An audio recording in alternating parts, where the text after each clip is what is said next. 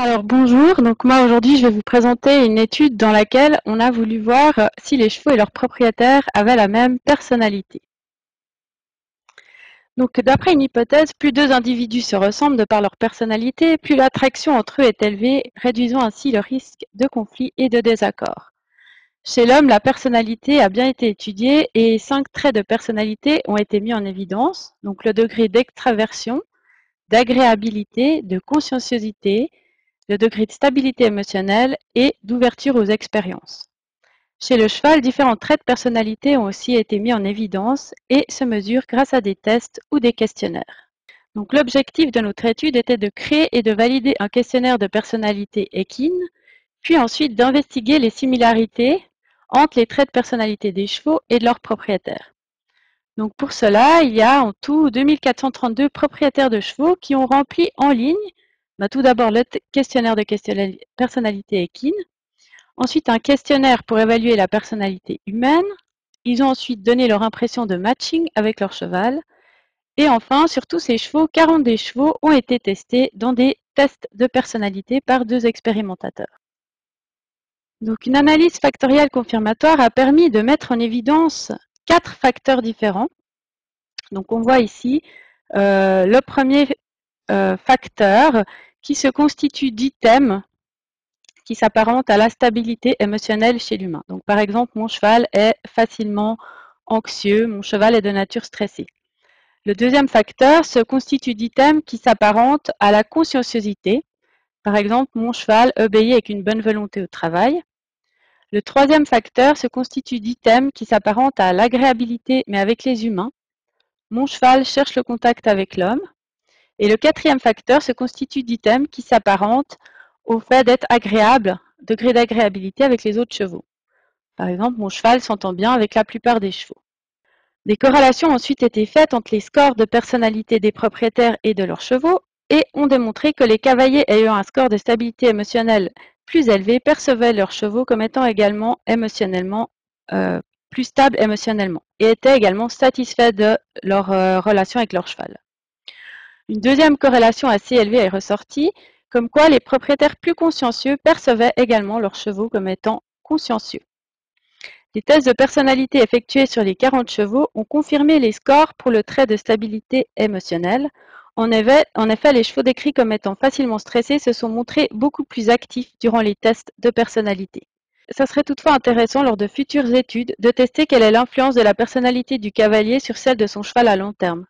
Il est en effet possible que des cavaliers instables émotionnellement transmettent à leurs chevaux leur nervosité et qu'inversement, des chevaux plus stables émotionnellement permettent à leurs chevaux d'être à leur tour plus confiants.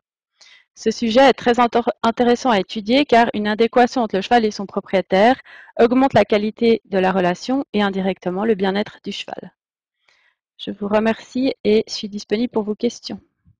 Alors merci beaucoup Sabrina. Du coup, je vais en profiter pour poser une petite question. Alors, quand j'ai lu votre article, vous indiquiez qu'il y a un lien entre le descriptif du cavalier pour le caractère facilement stressé et le test de personnalité avec des chevaux plus actifs. J'ai pas trouvé dans le document si vous aviez trouvé des liens pour les autres éléments du questionnaire. S'il y avait d'autres aspects du questionnaire qui étaient en lien avec des réponses comportementales du cheval. Oui, alors en fait, ce qu'il en est ressorti, c'est qu'il y a les... Après, cette corrélation, elle était plus faible, donc dans l'article, j'ai mis corrélations qui étaient les plus élevées, mais il en est ressorti que les chevaux qui mettent... En fait, on a fait également un test le test de peur où on ouvre un parapluie, donc on met un seau. Quand le cheval, il arrive, il mange dans le seau. Ensuite, on ouvre le parapluie et on regarde la réaction du cheval.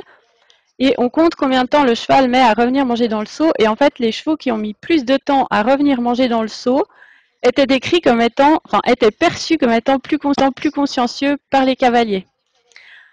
Donc en fait, l'explication qu'on a trouvée, après volontiers si vous avez d'autres explications, on s'est dit que peut-être que ces chevaux qui sont plus réactifs, en fait en équitation, on utilise souvent le renforcement négatif, donc on met une pression, le cheval doit répondre.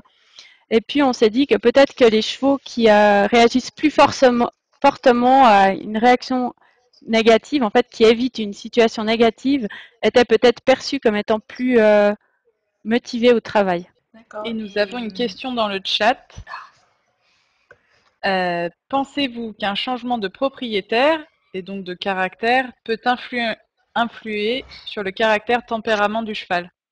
Alors bah justement, en fait, c'est pour ça que j'ai mis ça en fait justement dans les perspectives. Ça serait vraiment, en fait, dans cette étude, on a simplement demandé aux personnes si vous avez plusieurs chevaux, choisissez votre cheval préféré et décrivez votre cheval préféré.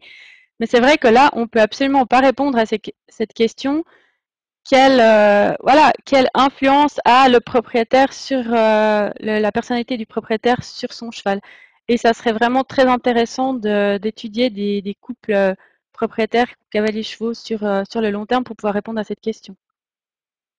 Mais personnellement, oui, je pense que la personnalité du propriétaire peut influer. Une autre question de Béatrice Gaufretot. Un cheval peut être à la fois facilement stressé et agréable dans le relationnel avec l'humain et les autres chevaux, ce n'est pas incompatible. Du coup, comment vous analysez cela?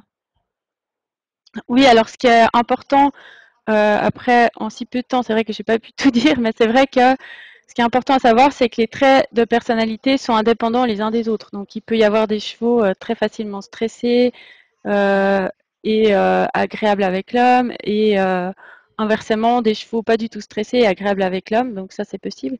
Après, voilà, là, j'ai donné les résultats qu'on avait trouvés, enfin, les corrélations les plus importantes qu'on a trouvées. Donc, c'est vraiment les corrélations qui sont ressorties. Merci beaucoup.